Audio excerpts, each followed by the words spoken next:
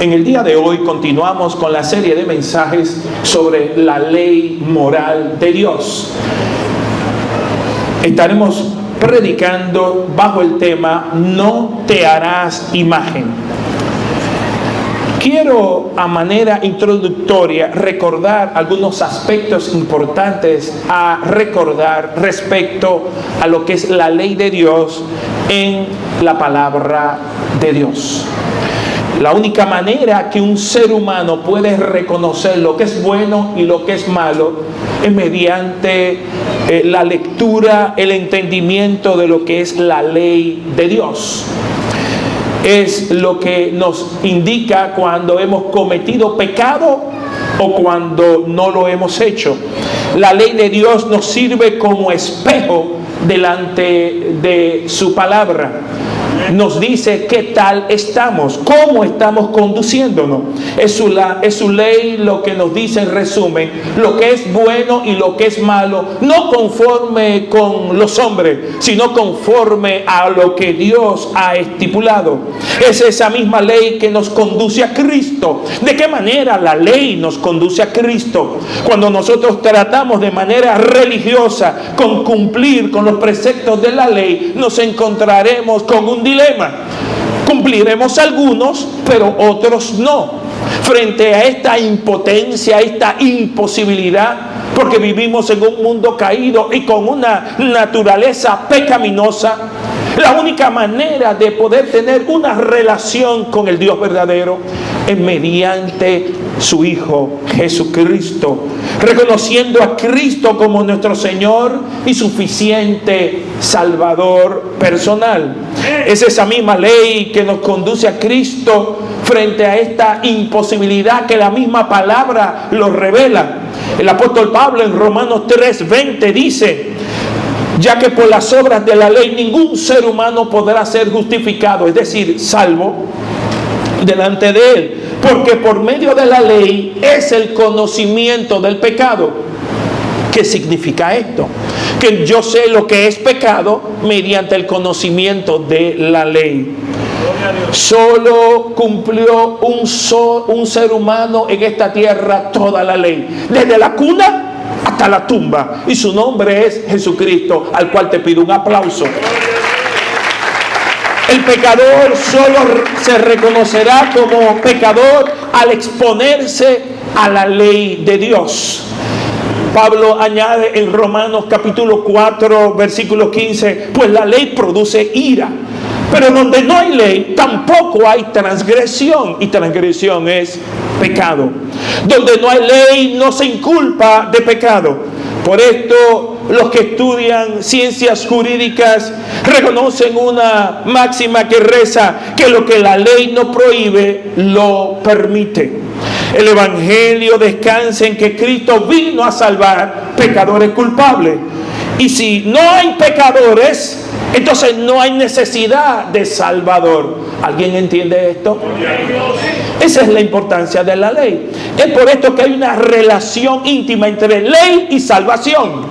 La ley nos conduce a reconocernos primero pecadores y luego reconocer nuestra gran necesidad de un Salvador. La ley es como el punto de partida del Evangelio.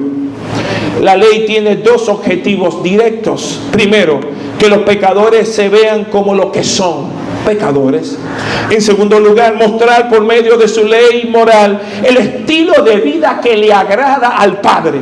Si alguien se llama a sí mismo, se identifica como cristiano, debe de amar lo que Dios ama y debe de rechazar o aborrecer lo que Dios rechaza y aborrece. Todo cristiano genuino buscará con su vida agradar al Padre. Si alguien se dice ser cristiano y no busca el agradarle, pues no lo es. Aunque lo diga 1000 veces, aunque lo declare 1.000.000 de veces, aunque lo jure, no lo es. Porque alguien que ama al Padre buscará agradar a su Padre. La ley moral se expresa en 10 mandamientos, y los 10 mandamientos son la voluntad de Dios para todo hombre y toda mujer que viva en esta tierra. Por eso lo estamos estudiando. ¿Y qué significa? Que Cristo nos redimió, pastor, de la maldición de la ley, porque la palabra de Dios, pastor, señala esto. Entonces, ¿cómo va a ser que usted insista en que nos aprendamos y estudiemos la ley moral cuando por otro lado la palabra nos dice en Gálatas capítulo 3:13 que Cristo nos redimió de la maldición de la ley? Pastor, yo quiero entender entonces, porque esto me coloca en un dilema. Y esto se refiere a que Cristo en verdad nos libertó, pero nos libertó de la retribución que daría el no cumplir con la ley. Es decir, el no cumplir con las leyes establecidas por Dios tiene una condenación, tiene una retribución, un pago de muerte. Pero Cristo vino a darnos vida y vida en abundancia. Es importante notar que Cristo nos libertó, sí, nos libertó de las consecuencias de no cumplir con la ley perfectamente. Pero no nos libertó de obedecer cada día, tratar de obedecer cada día, de hacer nuestro mejor esfuerzo cada día para cumplir la ley moral de Dios. Es basado en esto que Cristo dice lo siguiente en Mateo capítulo 5, versículos del 17 al 19. No penséis que he venido para abrogar la ley o los profetas. No he venido para abrogar, sino para cumplir, dice Cristo. Porque de cierto os digo que hasta que pasen el cielo y la tierra, ni una jota, ni una tilde pasará de la ley, hasta que todo se haya cumplido. De manera que cualquiera que quebrante uno de estos mandamientos muy pequeños, así enseñe a los hombres, muy pequeño será llamado en el reino de los cielos. Mas cualquiera que los haga y los enseñe, este será llamado grande en el reino de los cielos. Entonces Cristo está diciendo claramente que sí, que hay que hacer nuestro mejor esfuerzo en cumplir, en enseñar a nuestros hijos, en ser modelo de cumplimiento de la ley moral de Dios. Cuando Dios dice no matarás, nosotros vamos a hacer hasta lo imposible por no transgredir este mandato. Cuando la Biblia dice no hurtéis, vamos a tratar hasta lo imposible de no hurtar jamás lo de nadie. ¿Alguien está entendiendo esto? Es el modelo perfecto dado como sabiduría del cielo para la convivencia humana en sociedad. En Juan capítulo 14, versículo 15, Cristo afirma: si me amáis, guardad mis mandamientos. ¡Wow! Cristo está aquí enseñando que el amor a Dios se evidencia con obedecer. Si yo preguntara de manera retórica, ¿cuántos aman a Dios? ¿Cuántos podemos levantar las manos? Gloria a Dios. Estamos supuestos todos los cristianos a amar a Dios. Ahora, ¿cómo le demostramos amor a Dios que lo amamos? ¿Con nuestros labios? Sí, pero sobre todo con nuestras acciones.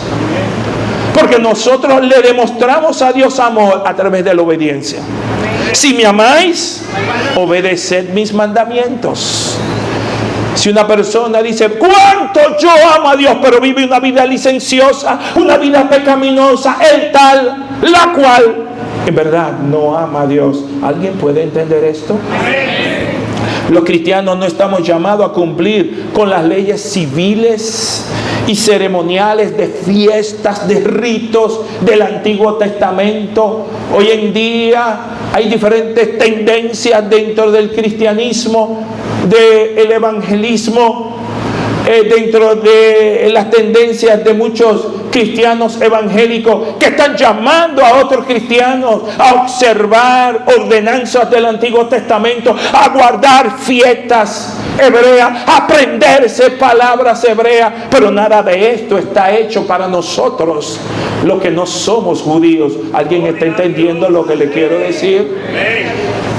Y nosotros pecamos porque queremos aprendernos unas cuantas palabras en hebreo para poder aparentar alta espiritualidad. Pero aquel que se dice ser un gran creyente es el que obedece la palabra de Dios. Los cristianos no estamos llamados a cumplir con las leyes y ceremonias del Antiguo Testamento, pero sí estamos llamados a cumplir los 10 mandamientos a total cabalidad. Dice Pablo en 1 Corintios capítulo 7, versículo 19, la circuncisión nada es, y la incircuncisión nada es, sino el guardar los mandamientos de Dios. Esto significa que haber tenido cortado el prepucio nada es. Tenerlo o no tenerlo en nuestra vida espiritual nada es. Es muy bueno para la higiene, es muy bueno conforme a la medicina, pero no nos añade espiritualidad. Lo que sí tiene mucha importancia, conforme a lo dicho por el apóstol, es el guardar los mandamientos de Dios. Recordemos Efesios capítulo 2, versículos del 8 al 9, que nos habla de la base de nuestra salvación, que es por gracia. Nos dice, porque por gracia sois salvos por medio de la fe. Y esto no de vosotros, pues es don de Dios, no por obras, para que nadie se gloríe. ¿Qué quiere decir esto, pastor? Que tú y yo somos salvos por el don gratuito de la salvación otorgada por el cielo a nosotros a través de la fe en Jesucristo, pero no porque nosotros obremos, porque nosotros estemos ganándonos la salvación todos los días. Tú no podrás levantarte delante de Dios y decir, yo me gané mi salvación por cumplir los mandatos de la ley, porque sabemos que no podremos cumplirlo todos. Sí, los cristianos estamos llamados a obedecer y a cumplir los mandatos del Señor, y lo haremos no perfectamente, pero sí sinceramente. En nuestros corazones queremos en verdad agradarle a Él. Somos salvos por gracia, por medio de la fe, no por obedecer los mandamientos. Por esto todo aquel que cree en Cristo le obedece. Por tanto, el que no le obedece, no importa lo que diga, no cree en Él. Obedecer y creer están íntimamente relacionados. Es como una bisagra. La obediencia en este camino es fundamental.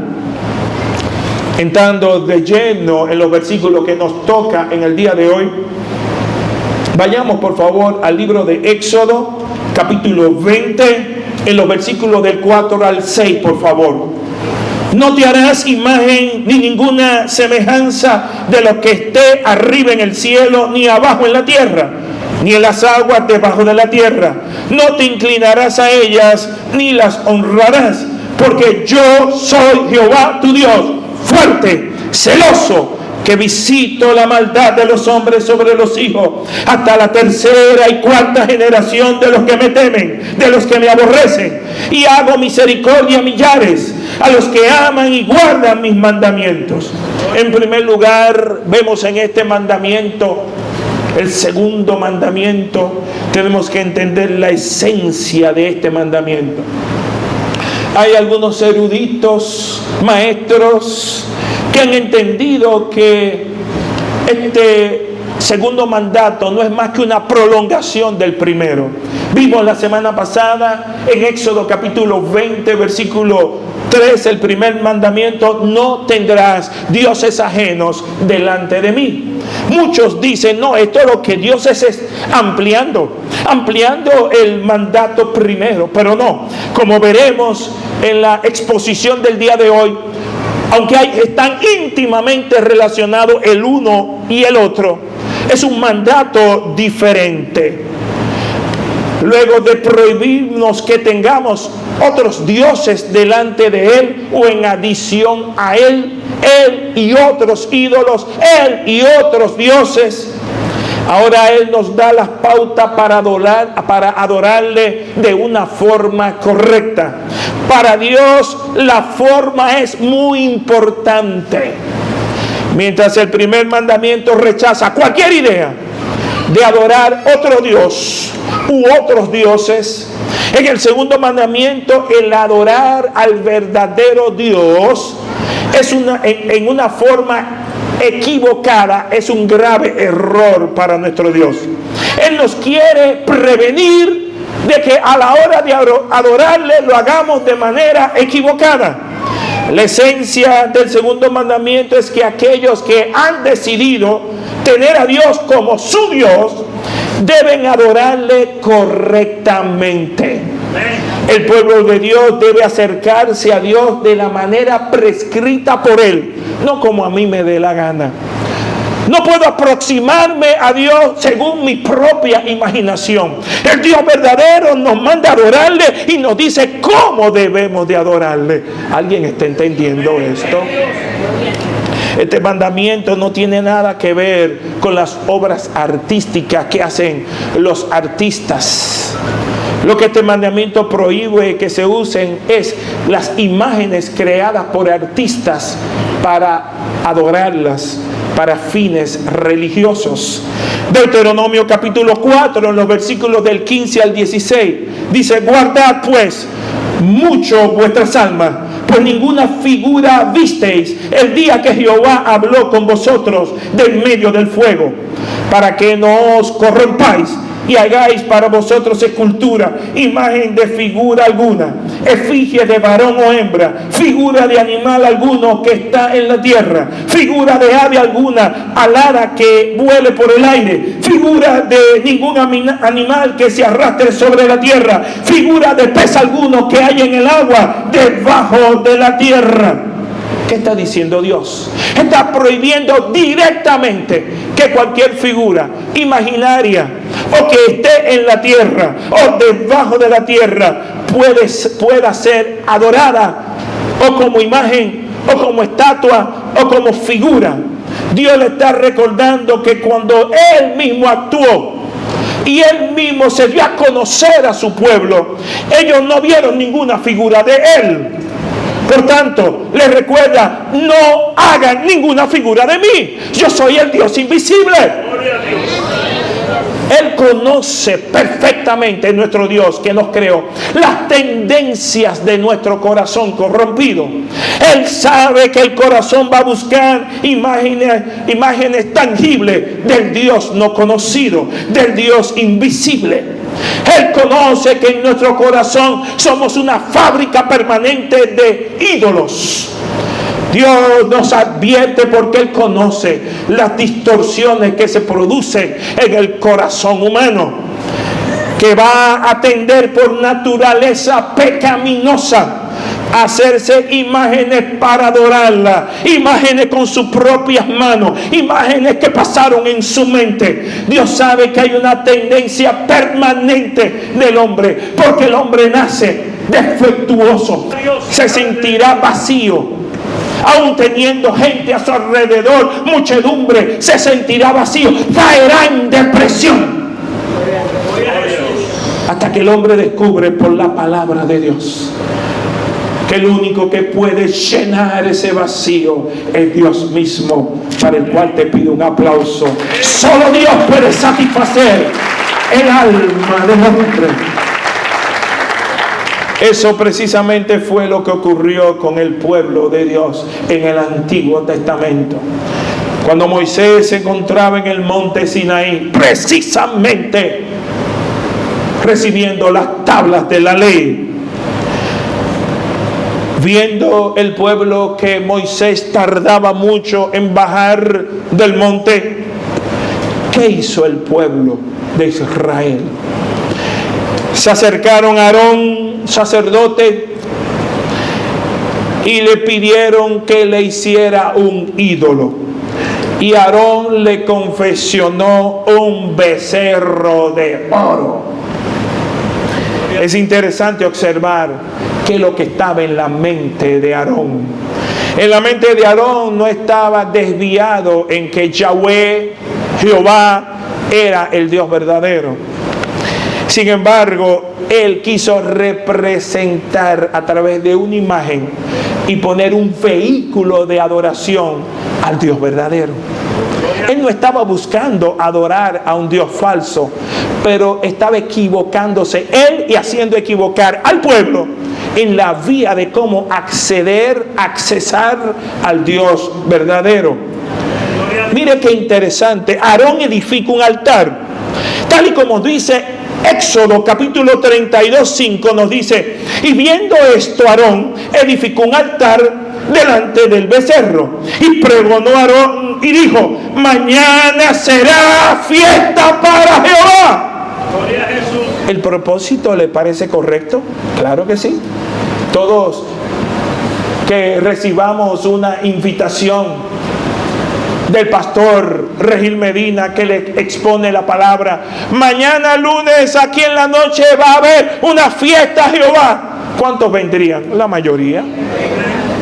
¿Por qué? Porque el anuncio es correcto. Ahora, cuando usted llegue a ese lugar y encuentre que el método de cómo se va a adorar es el incorrecto, no es bíblico, entonces usted tiene que echar para atrás y reprender al diablo. ¿Se entiende? Entonces no solo tenemos que atender el llamado de adorarle, sino que tenemos que estar ojo avisor, porque cualquier método no es correcto, porque tú puedes pecar, caer, errar con un método incorrecto para poder abordar a Dios en adoración. ¿Alguien puede entender lo que estoy diciendo? Es importante señalar que era una fiesta para Jehová en la mente de Aarón. Ellos querían adorar a Dios, al Dios que lo libertó, pero estaban haciéndolo de una forma incorrecta. Es importante señalar que cualquier imagen que podamos crear con nuestras manos, aunque sea con buenas y sanas intenciones, se va a convertir de facto en otro Dios, en un ídolo. Pero pastor, yo tengo la mejor intención, yo creo en la Trinidad, yo creo en Dios Padre, Hijo y Espíritu Santo, pero yo quiero hacerlo a mi manera. De ahí es que surgen las religiones y las sectas. ¿Alguien puede entender? El segundo mandamiento prohíbe que podamos adorar al Dios verdadero de una forma incorrecta a través de imágenes u objetos. ¿Por qué este segundo mandamiento es tan importante, pastor? Porque mucha gente dice de esta manera, y estoy parafraseando lo que gente allá en la calle podría decir: yo creo en Dios, igual que tú, cristiano evangélico. Yo creo en Dios y tú crees en Dios. Ustedes se complican mucho, los cristianos. Tú lo haces a tu manera y yo lo hago a mi manera, pero al final todos creemos en Dios. Déjame, tú lo que tienes que dejarnos a cada uno hacerlo a su manera. ¿Han oído expresiones parecidas? Esto nos lleva al segundo punto, la razón del mandamiento. La pregunta sigue latente: ¿por qué Dios no quiere que su pueblo se haga representaciones de Él? Por favor, no pensemos ni por un segundo que esto es irrelevante a un cristiano evangélico del siglo XXI. Como veremos más adelante, sí lo es muy relevante. ¿Cuál es la función que juegan las imágenes en los cultos idolátricos? ¿Por qué los idólatras hacen imágenes? ¿Realmente cree un pagano que la imagen que él hizo, que talló de yeso, de madera, de bronce, es un Dios? Ellos saben que no. ¿Por qué? Porque haciendo esas imágenes, muchas de ellas le salen defectuosas y tienen que echarla al zafacón. ¿Se entiende? Y nadie en su sano juicio va a decir, ay, eché al zafacón a Dios. ¿Se entiende? Entonces, si el que las hace sabe que esas estatuillas, esas medallitas, esa imagen del corazón de Jesús no es Dios, entonces ¿por qué las hace?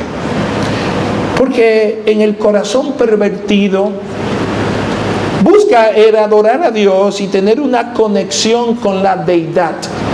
El hombre que no conoce a Dios, que no le ha sido revelado, tiene problemas y se convierte en religioso. ¿Y de qué manera se convierte en religioso? Él necesita tener un Dios al cual tocar. ¿Alguien está entendiendo lo que le quiero decir? Alguien en donde tú puedas llevarlo. Ahora me voy para Barahona con el hermano Giovanni. Recógeme los motetes y los ídolos y me los llevo para Barahona. ¿Se entiende?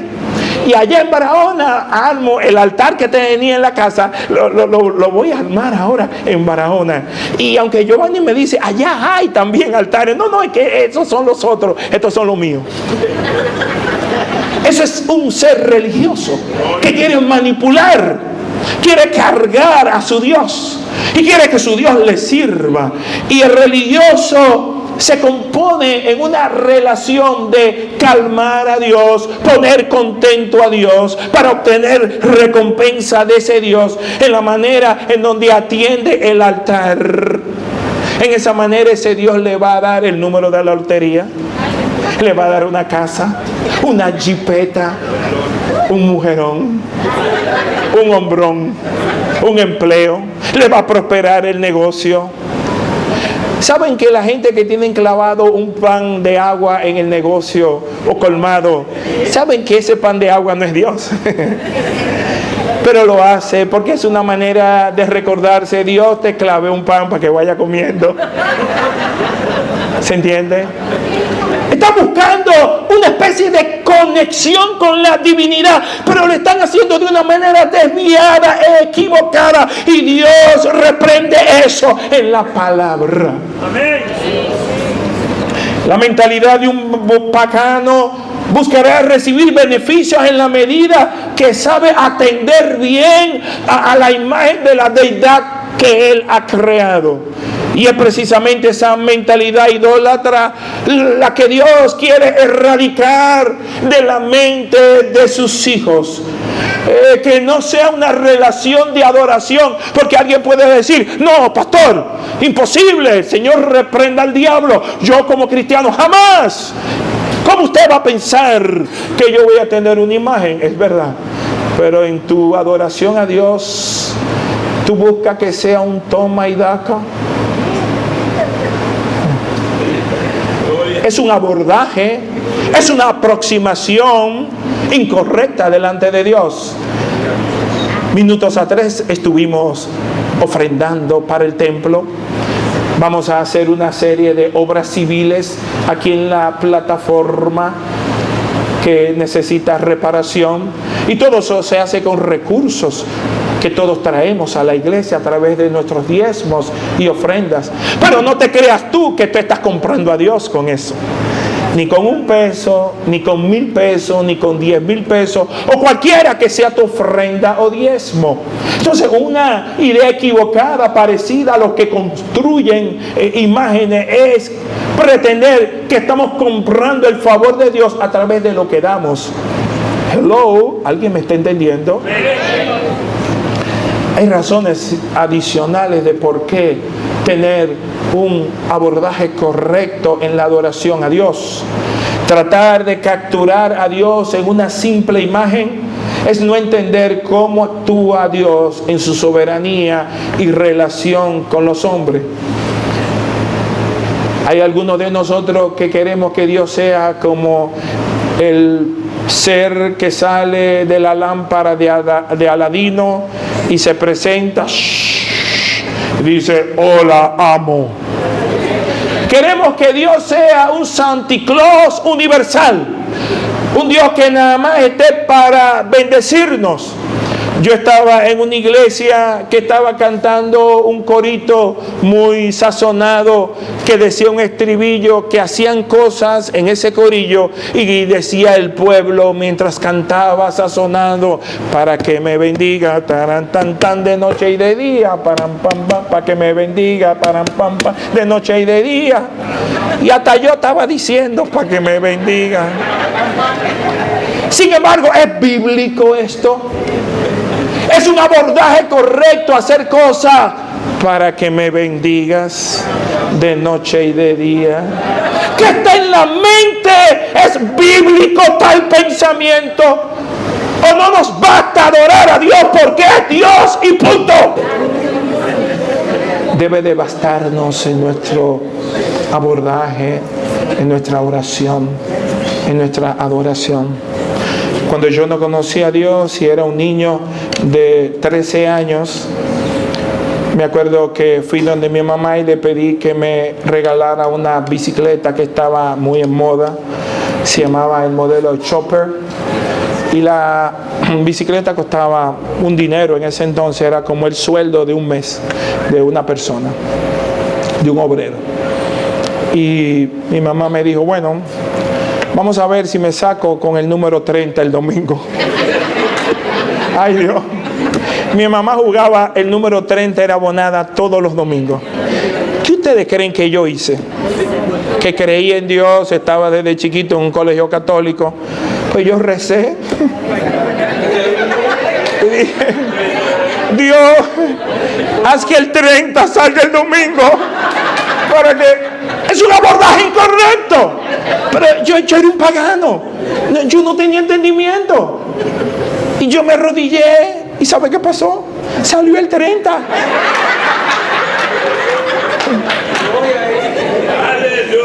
Y mi mamá se sacó 5 pedazos de quiniela.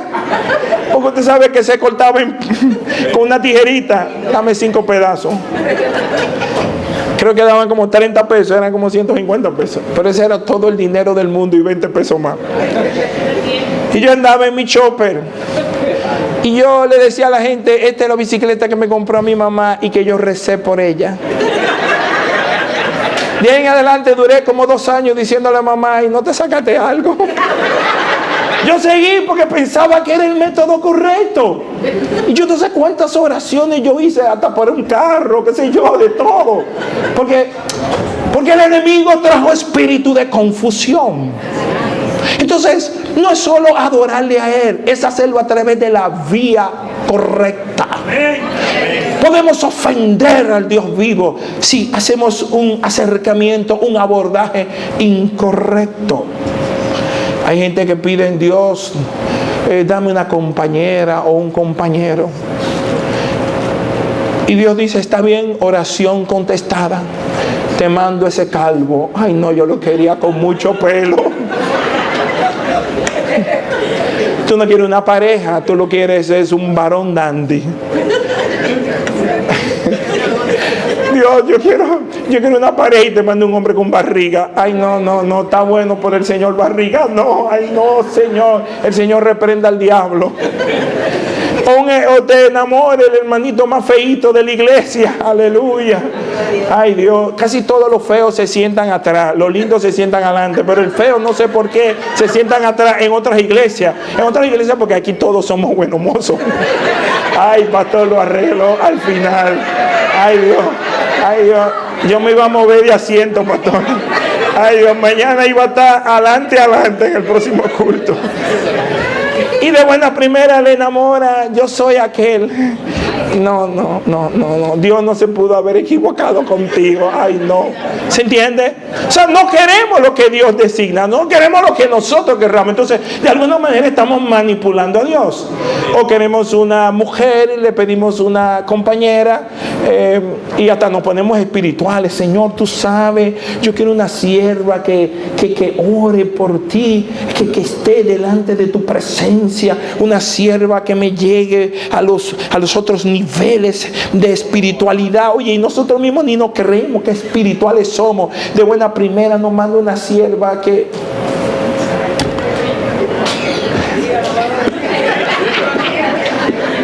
que no reúne las condiciones voluptuosas.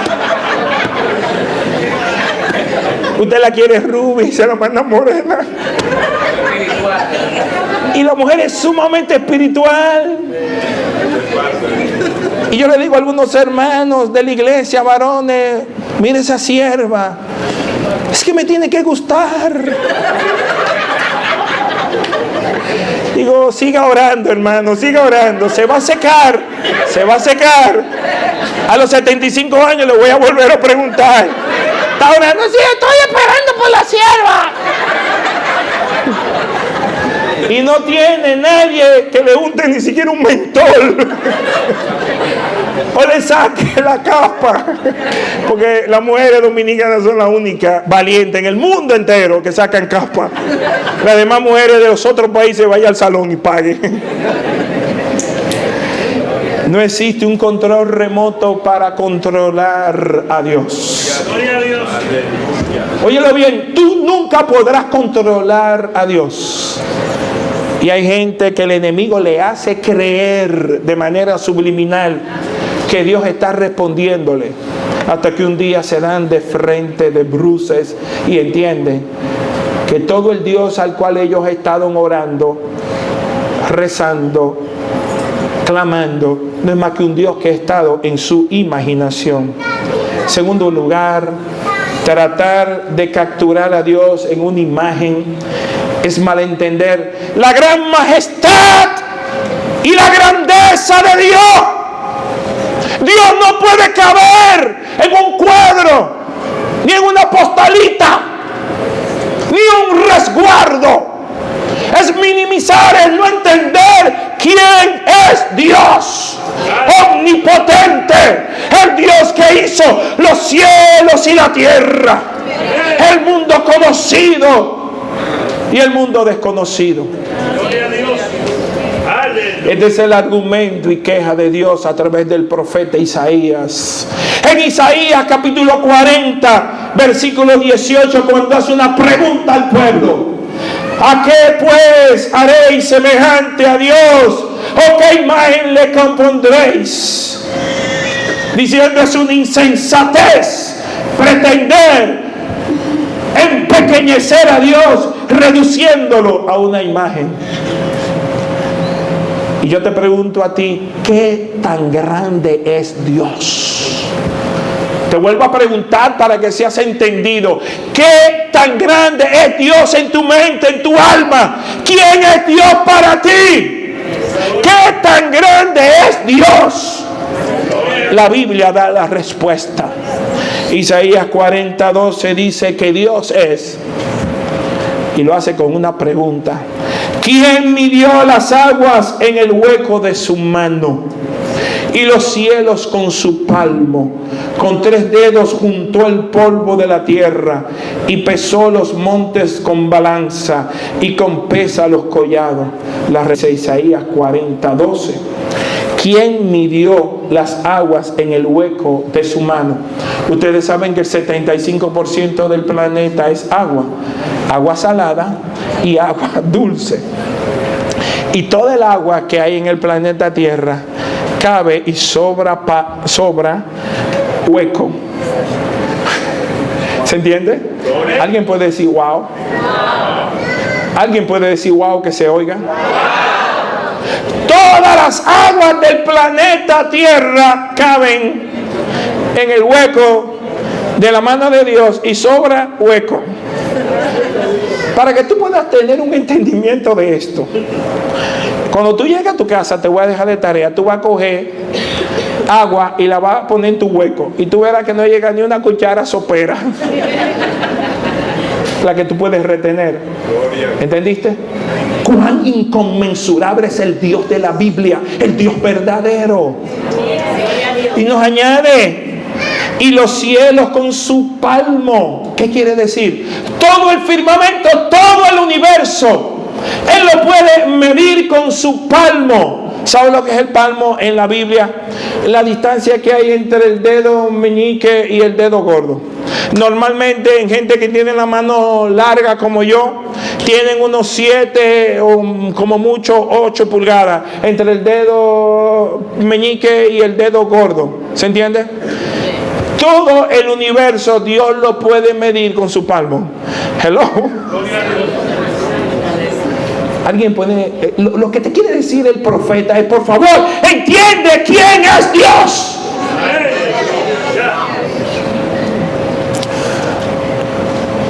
En una ocasión, un autor de muchos libros teológicos llamado Jerry Bridges se encontró con un astrofísico, un estudioso de las galaxias, de los planetas, y le preguntó al científico: ¿cuántas estrellas hay en el universo? Y el científico le dijo aproximadamente, porque no es un dato exacto, 100 billones. Un billón es 1000 millones. Le dijo 100 billones de galaxias. Y le dijo, ¿y cuántas estrellas hay en las galaxias? Digo, más o menos como 100 billones más. Es decir, es 100 billones de 100 billones. No me diga el resultado porque yo no se lo puedo decir. No me lo pida. Pero lo que le quiero decir es que el Salmo 147:4, para que entienda quién es tu Dios, dice de Dios: Él cuenta el número de las estrellas, a todas ellas llama por su nombre. Los 100 billones de galaxias, Él las conoce por su nombre. Los 100 billones de estrellas que están dentro de las galaxias, Él las conoce y tiene su nombre. La limitación del hombre es grande. El hombre pudo poner nombre a algunas estrellas hasta donde puede alcanzar. Algunas se llaman Alfa Centauro, otras se llaman Orión. A algunas galaxias le hemos puesto nombre, como la galaxia que vivimos nosotros, que pertenece al planeta Tierra, que se llama la Vía Láctea. Sin embargo, ninguna estrella o galaxia que todavía es desconocida por el hombre finito es totalmente conocida por Dios, por el Dios del universo, al cual yo te pido un aplauso. ¡Cuán grande es Dios! ¡Aleluya!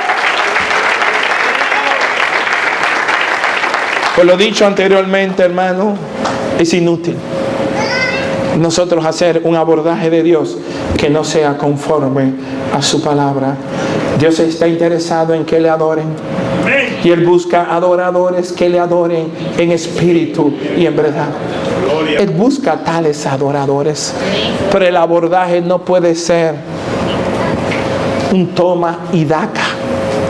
Yo evangelizo para que tú me des. Yo diezmo para que tú me des. Yo asisto a la iglesia para que tú me des. Yo hago todo eso porque te amo. Porque tú eres Dios. Porque me importa la relación contigo. Aunque no me des nada con lo que ya me diste, estoy re que te pago. Es la actitud de un verdadero adorador. En resumen, ¿qué hemos aprendido en el día de hoy? En primer lugar, que la forma en cómo adoremos a Dios no es algo trivial o sin importancia. Tanto en el Antiguo Testamento como en el Nuevo Testamento hay un énfasis marcado en cómo adorar a Dios. En segundo lugar, esta enseñanza nos muestra que debemos tener una perspectiva adecuada del Dios al cual adoramos. La tarea más fundamental de un cristiano es conocer quién es el Dios que adora. Amén. Porque no todo el que viene a una iglesia sabe quién es Dios. Tú tienes que preguntarte todos los días: ¿en verdad yo conozco al Dios que mis manos adoran? Es una pregunta fundamental. Por eso insistimos en levantar la oración en la iglesia, para poder aprender a hablar con Dios y a oír la voz de Dios. Y esa es la insistencia permanente. Y hay una insistencia del pastor y hay una resistencia. Pero yo hago mi trabajo como pastor, mi trabajo defectuoso, limitado, pero lo hago. Insistiré contigo. Y te mandaré mensaje esta noche a las 10 de la noche. Los hombres oran en esta iglesia. Gloria a Dios. ¿Por qué lo hago? Para que tengas una relación no religiosa de domingo, sino para que tengas una relación viva y eficaz con el Dios verdadero. Aleluya. Un pastor que ama a su iglesia lo empujará, lo motivará a la oración. Amén. Es lo que hace mi pastor Jorge Pluder. Es lo que yo trato de hacer con ustedes. Hay gente que creen, pero no creen. No creen y no tienen una fe verdadera, una fe bíblica. Viven su vida a su manera. Y hay algunos cristianos evangélicos que creen. Y son muy buenos evangélicos, pero quieren vivir su vida de manera insujeta. Aleluya. Quieren vivir su vida a su manera. Y no se sujetan al hombre puesto por Dios. Por tanto, no se sujetarán al Dios invisible. Gloria a Dios. Porque es a Dios que le ha placido establecer pastores, maestros, evangelistas, apóstoles, profetas. Gloria a Dios. Hermanos, tengamos cuidados con Dios. Pudiéramos errar el blanco, teniendo un abordaje incorrecto, haciéndonos imágenes de un Dios que está en nuestra imaginación, pero que no es el Dios de la Biblia. Si tú quieres saber la teología de alguien, escucha cómo ora. Tan pronto yo oigo a gente orando, Señor Jesús, Padre Dios, perdón, ¿a cuál es? Por fin. ¿Se entendió?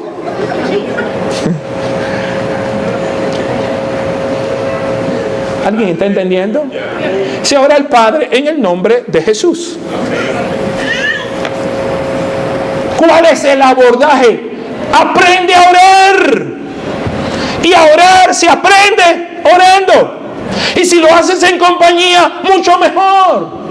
Porque aprendes de gente que han sido disciplinados durante años en la oración. Pónganse sobre sus pies solo los hombres de esta iglesia. No importa que sean jóvenes o adultos mayores. Gloria a Dios. Gloria a Dios. Los hombres de esta iglesia son los líderes espirituales en sus hogares.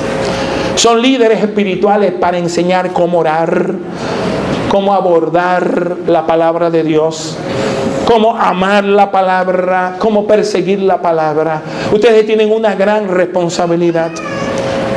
Anoche nos reunimos en oración 11 personas. Estamos orando a través del Zoom todas las noches a las 10 de la noche. Por favor, entra esta noche. Pastores, que yo no puedo de lunes a viernes porque trabajo mucho. ¿Y los domingos también trabajas? ¿Alguno de ustedes es vigilante de noche? Pues está totalmente exonerado. Pero si usted no es vigilante de noche y no lo permite su vigilia, pues no tiene excusa. Alguien puede decir, no tengo excusa. No tengo excusa. Solamente estos no tienen, estos sí tienen. Alguien puede decir, no tengo excusa. No tengo excusa. Usted está invitado a orar. Si no puede todos los días, como está haciendo este pastor o tratando, hágalo algunos días. Hágalo por usted. Amén. Hágalo por su familia. Gloria a Dios. Hágalo por Dios. Valore su relación con Dios. El que no saca tiempo para orar de noche, no lo va a hacer en el día. Tiene demasiados distractores. Tenemos demasiados distractores. Amén. En el día de hoy hemos aprendido que no solamente basta con decir yo creo en Dios, sino que tenemos que tener el abordaje correcto, adorarle como Él ha dispuesto que le adoren, tener intimidad con Él conforme Él ha dispuesto que la tengamos. El Señor te bendiga rica y abundantemente. Pongámonos todos sobre nuestros pies.